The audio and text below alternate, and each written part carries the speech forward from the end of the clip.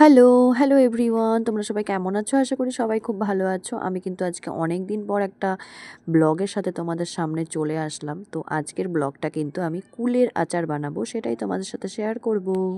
জানো তো একটা মজার ব্যাপার কি, আমার কিন্তু এই কুলের আচারগুলো অনেক দিন আগে বানিয়ে খাওয়াও শেষ হয়ে গেছে প্রায়।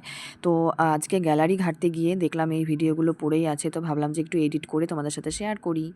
তো কুলগুলোকে ভালো করে ধুয়ে তারপর ফাটিয়ে নুন হলুদ মাখিয়ে আমি কিন্তু রোদে শুকোতে দিয়েছি। এটা কিন্তু 2 দিন আমি শুকাবো, তারপরে কিন্তু আমি আচারটা বানাবো। তো এখানে দেখো আমার কিন্তু শুকানো হয়েও গেছে। 2 দিন পরে আবার তোমাদের সামনে এই কুলগুলোকে নিয়ে চলে এসেছি। এবার দেখো এখানে আমি গুড় দিয়ে যেহেতু আচারটা করবো, সেখানে আমি গুড়গুলোকেও আমি কেটে সুন্দর করে নিয়েছি। আর তার সাথে আমি দেবো একটু কাঁচা লঙ্কা, কয়েকটা চেরা কাঁচা লঙ্কা নিয়েছি।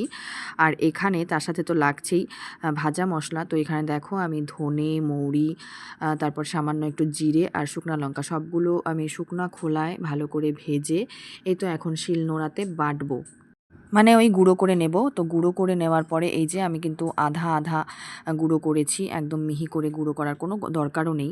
তো এখানে এই যে আমি সর্ষের তেলেই করব, তো সর্ষের তেলেই আচার করতে হয়। তো এখানে দেখো সর্ষের তেল আমি গরম করে নিয়েছি, বেশ অনেকটাই সর্ষের তেল লাগবে। তো এখানে দেখো আমি 5 ফোড়ন সোমবারে দিয়েছি, তারপরে এখানে দিয়ে দিলাম ওই কাঁচা চেরা লঙ্কাগুলো, তারপরে একে একে বড়ইগুলোও দিয়ে দিলাম, মানে কুল।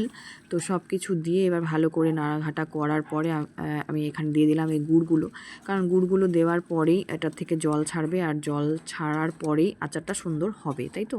তো এখানে দেখো আমি গুড় দিয়ে ভালো করে নাড়িয়ে চাড়িয়ে নেবার পর এবার কিন্তু একটু হলুদ গুঁড়ো আর একটু দিয়ে দিচ্ছি, আর স্বাদ মতো নুন। তখন তো আমি নুন অল্প করে দিয়েছি, সব কিছুই অল্প করে দিয়েছিলাম শুকোনোর জন্য। তো এখন আর একটু সব কিছু দিয়ে দিলাম, মানে নুন হলুদ দেওয়ার পরে কিছুক্ষণ নাড়াচাড়া করার পর আমি কিন্তু এবার ভাজা মশলার গুঁড়োটা দিয়ে দিচ্ছি ছড়িয়ে ছড়িয়ে। আর সম্পূর্ণটা লাগবে না, আমি মানে আইডিয়া করে 2-3 চামচ আমি দিয়ে দিলাম, এখানে সুন্দর করে দিয়ে দিচ্ছি। এবার কিন্তু আমি এটাকে ভালো করে নাড়িয়ে চাড়িয়ে নেব।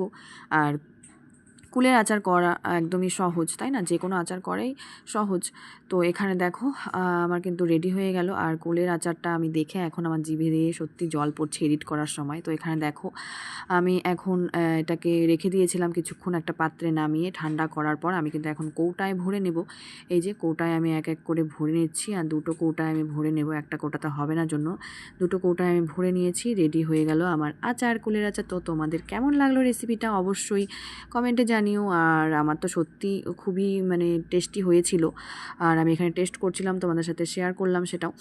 তো দেখো ভীষণ টেস্টি হয়েছিল, আমি খাচ্ছিলাম বসে বসে। তো তোমাদের কেমন লাগলো ভিডিওটা অবশ্যই কমেন্টে জানিও। সবাইকে টাটা, সবাই ভালো থেকো, সুস্থ থেকো, আবার দেখা হচ্ছে নেক্সট ব্লগ।